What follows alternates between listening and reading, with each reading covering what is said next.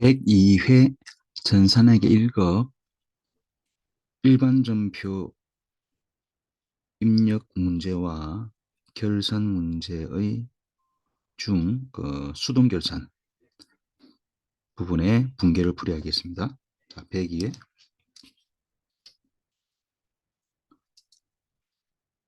자, 7월 20일 매도 가능 증권입니다. 투자자산 처분했다 하죠. 처분했답니다. 보통요금 회수합니다. 요거는 단기 매매 증권일 때와 이 매도 가능 증권일 때 이 둘이 비교를 잘 봐야 합니다. 그럼 먼저 단기 매매 증권부터 설명을 해볼까요? 만약에 이게 2,400만 원을 취득을 했죠. 자, 그러면 취득 시 차변의 단기 매매 증권, 단기 매매 증권 2,400 라고 대변에 현금으로 처리할까요? 현금 2,400. 그런데 만약에 매도 가능 증권이다. 그러면 매도 가능 증권 2,400. 요까지는 똑같죠. 자, 현금 처리하겠습니다. 취득시는 똑같습니다. 그 다음에 21년도에 평가 있죠. 그죠?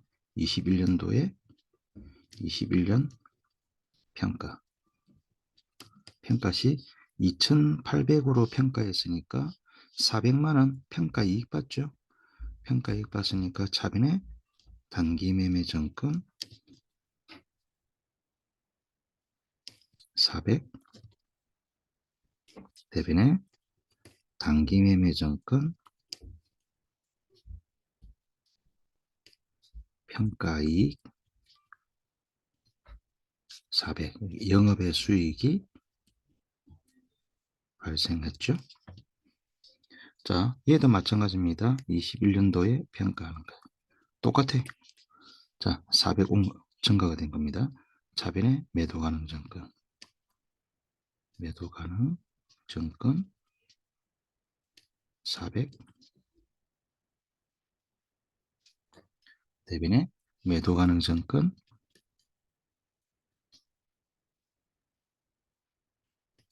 평가이익 400. 자, 이렇게 되었습니다. 자, 이제 그 다음에 이제 요거죠. 7월 20일. 만약에 요 문제다.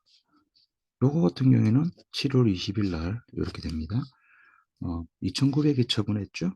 그러면 단기 매매 증권이 2,800만 원이죠. 그럼 대변에 단기 매매 증권. 단기 매매 증권 2,800. 차변에 보통요금 회수했죠. 차변에 보통요금 2,400, 2,900이죠. 그러면 여기 얼마? 100만 원 차이가 발생합니다. 뭐죠? 단기 매매 정권 처분이 이렇게 되죠. 단기 매매 정권일 경우는 그냥 단순합니다. 예. 단기 매매 정권일 때는 그냥 단순하죠. 2,800만 원을 2,900에 처분하다. 그래서 100만 원 처분 이익이 발생했다. 자, 그런데 매도 가능 증권일 때는 어떻게 바뀌는가 보겠습니다. 매도 가능 증권일 때는 먼저 2,800만 원은 갔습니다. 대변에 매도 가능 증권 2,800 매도 가능 증권 2,800 그 다음에 보통요금 회수했죠. 보통요금 얼마? 2,900. 여기까지는 똑같습니다. 자, 여기서는 뭘 해야 되냐면은 세 번째, 단기 매매에서 끊을 때는 바로 처분익 잡았죠. 여기서는 예조에 매도 가능 정권 평가 이익을 상계해야 됩니다. 정권 평가 이익 얼마? 400. 요거를 해줘야 됩니다. 그래서 순수 한번 볼까요? 1번 생각하고 2번 요까지는 단기 매매 정권이랑 똑같죠? 문제는 세 번째 매도 가능 정권 평가이익. 그리고 이제 네 번째 뭐가 온다? 매도 가능 정권 처분이익 500이 되죠. 답은 이해가 됩니다. 정답은 이해가 되고요. 이 왜 이러냐? 얘는 이렇게 안 없앴는데, 그죠? 얘는 이렇게 없애줬죠. 왜냐하면 얘와 단기 매매 정권 평가 이익과 매도 가능 정권 평가 이익을 알아둬야 되는 거죠. 자, 단기 매매 정권 평가 이익은 영업의 수익입니다. 영업의 수익. 수익은 21년 평가하면서 얘들은 그대로 끝납니다. 21년도에 평가하고 끝. 그 다음에 넘어왔죠. 요때하고 상관없는 겁니다. 이거는 끝난 거야. 그런데 매도 가능 정권 평가 이익은 얘는 자본이죠. 기타 포괄입니다. 얘는 요때 우리가 매도 가능 정권을 취득했고 요때 평가했죠. 그 평가 이익이 만들어졌어. 자본입니다. 근데 요때 처분하죠. 처분할 때 만약 이거 안 없애주면은 얘는 평생 가는 거죠. 평생 자본이니까 평생 이월돼서 넘어갑니다. 그래서 뭐냐? 매도 가능 정권 평가 이익은 매도 가능 정권 처분 시 이렇게 상계해서 모두 상계 처리해요. 그럼 처분이익 500으로 보는 거죠. 근데 처분이익 500이 이해가 됩니다. 왜? 취득가액이 400, 2,400이죠. 2,900이 처분했죠. 500만 원 이익 본 거 맞죠? 매도 가능 정권이 문제에 나왔을 때는 긴장해야 됩니다.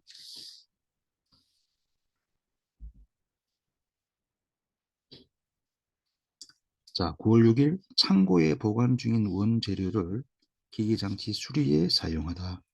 자, 원재료를 맨 처음에 취득했을 때 이렇게 했겠죠. 원재료 55만 원 이렇게 보죠.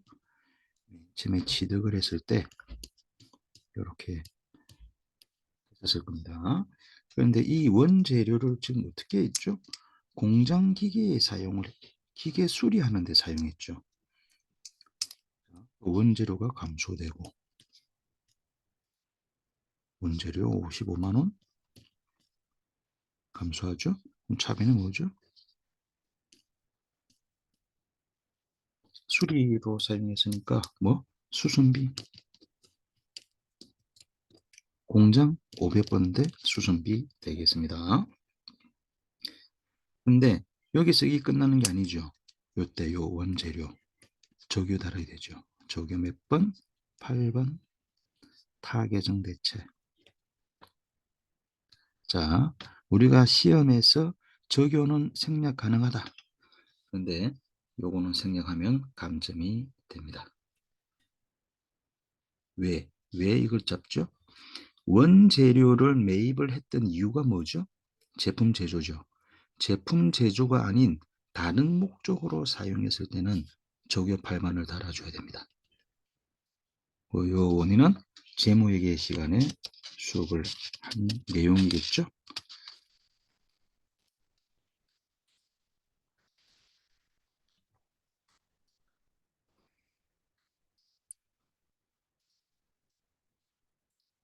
11월 4일 간이가세자에게 토스트 공장 생산 직원 간식입니다. 현금 지급했죠. 앞에서 어려운 문제가 나왔더니 아주 쉬운 문제가 나왔습니다. 예, 복리후생비 잡으면 되죠. 예, 복리후생비 얼마? 2만 원. 예, 복리후생비 2만 원. 공장 직원 500번대. 자, 현금 지급했죠. 대변에 현금 2만 원 처리하면 됩니다. 간단합니다. 그 다음에 11월 5일 정기에 대손 처리했었죠. 예, 정기 대손 처리했습니다. 그것을 50만 원 보통예금에 회수했습니다. 보통예금 50만 원 회수했죠. 대변에 뭐냐? 요거는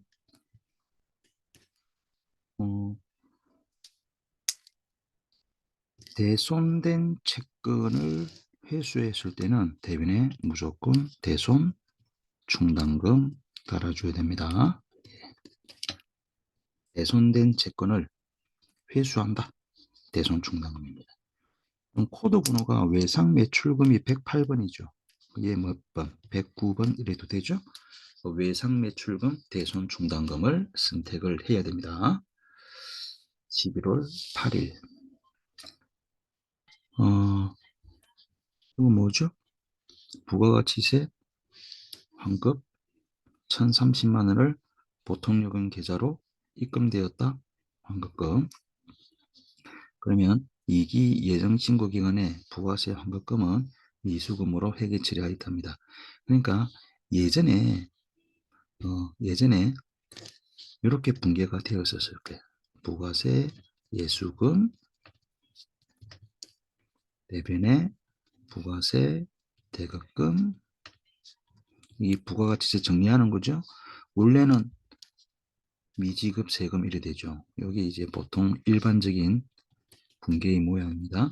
그런데 이번에는 특별하게 요걸 합니다. 미수금 1030만 원. 자, 이런 분계였습니다. 그런데 요때 이제 요 미수금은 뭐야? 요거를 환급받았다. 이런 뜻이 되는 거겠죠. 대변에 미수금 1030 어디에 입금되었죠? 보통예금 1030만 원 여기 되죠? 여기 요 밑에가 답이 되는 겁니다. 문제가 조금 어색합니다. 예, 미수금. 요때 미수금 거래처 안 달아도 됩니다. 왜? 요 미수금은 누구죠? 국세청이죠. 그래서 요때도 거래처 안 달았었을 거예요. 요때 안 달아도 됩니다. 그 다음 환율이죠. 예. 결산 때 환율이 나오면은 외화 환산이익 환산 손실인데 일반 전표에서 환율 문제가 나오면은 차익 착손이죠. 외환 차익, 외환 차손하는 겁니다.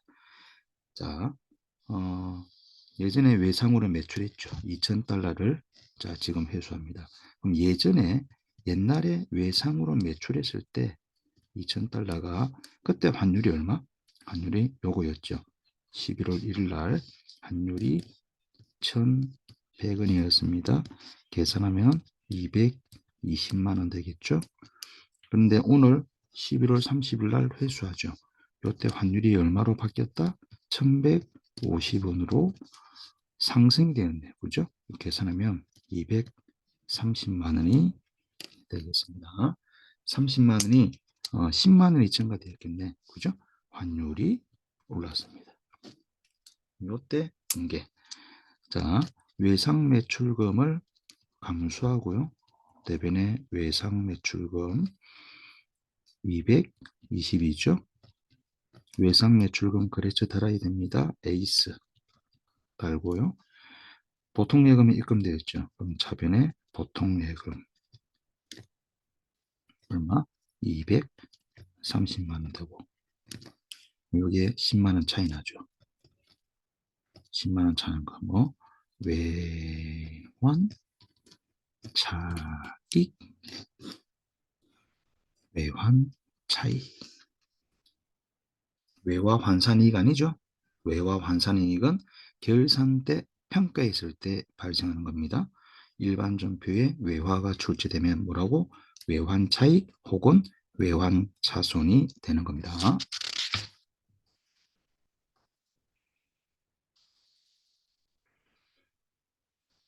그다음 결산의 수동 결산을 보니까 이 세 가지 다 수동이네요.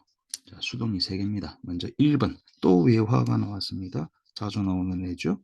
자, 외상매입금 계정입니다. 자, 2,000달러가 하나로 220만 원이다. 됐죠? 그런데 지금 현재는 얼마다? 1,120원이다. 요거 계산해 보니까 1,100원 되겠죠. 환율이 올랐네. 금액 계산하면 224만 원이 되는 겁니다. 이거 단기 매매 증권 평가하고 같은 개념이다 보면 됩니다.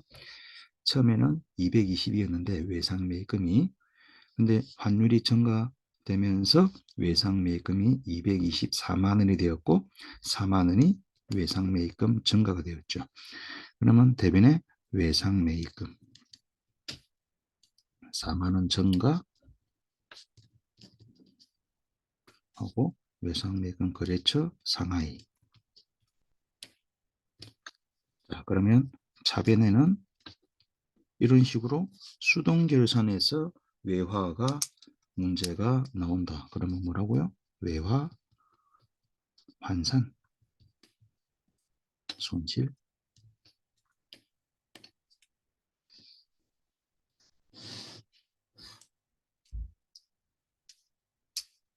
그다음 2번. 자, 2번 문제는 뭐죠? 보험료죠? 승급이냐 미지급이냐. 보험은 100% 승급이다 라고 그랬었습니다. 자, 그런데 7월 1일 날 전액 지급했죠. 자, 7월 1일부터 6월 30일까지 그죠? 보험료를 지급했고 현재가 여기죠. 현재가 여기, 현재 결산 여기죠. 이만큼이 단기분이죠. 이만큼이 뭐가 되었다? 미경과 다른 말로 선급이 되어 있죠.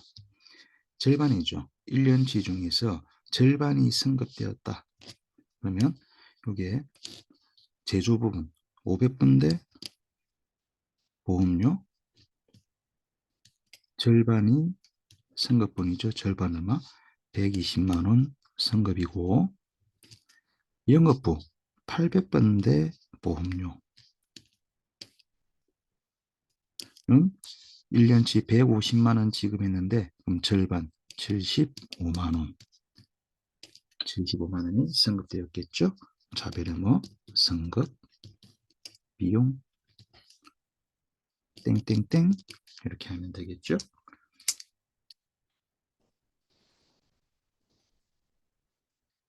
보험료가 나왔다. 선급.